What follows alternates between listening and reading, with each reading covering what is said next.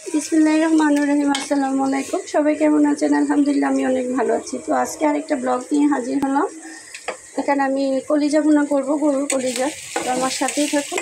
এখানে 1 চামচ হলুদ, 1 চামচ মরিচের গুঁড়া দিছি, আর 1.5 চামচ ধনিয়ার গুঁড়া দিচ্ছি, আর 1 চামচ লবণ দিচ্ছি। এগুলা কষাই নিই। এখানে আমি কলিজাগুলো একটু দিলাম, কষাইয়ে নিয়ে তারপর আমি বোনা বোনা হয়ে গেলে জিরা টালা দিয়ে নামাই ফেলবো। কাঁচামরিচও দিয়ে দিচ্ছি একটু ঝাল ঝাল হওয়ার জন্য। সবজি আনা গেছে কাঁকরোল, পটল, ভেন্ডি আর টমেটো, ঝিঙ্গা।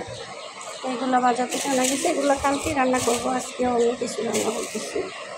সের জন্য এখানে পেঁয়াজ দিচ্ছি, গরম মশলা দিচ্ছি। তো এখানে আদা রসুন দিয়ে দিচ্ছি।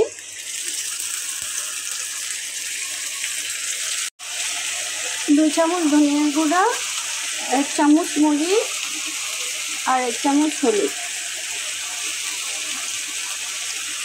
এগুলো আমি কষা নিয়ে এখন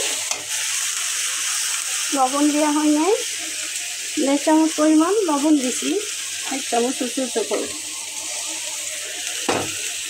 মাংস কষা শেষ, মরিচ কষা শেষ। মাংসগুলো দিয়ে দিচ্ছি আমি। এগুলো কষা হয়ে যায়।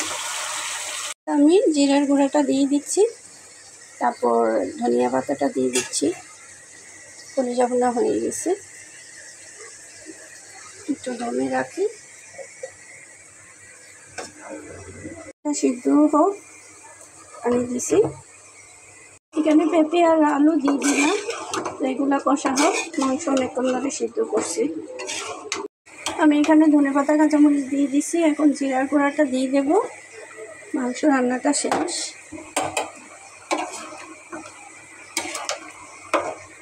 তো আজকে আমার ব্লগটা কেমন লাগলো আপনাদের কাছে আমাকে একটু কমেন্ট বক্সে জানাবেন। সবাই একটু আমার ভিডিও দেখবেন।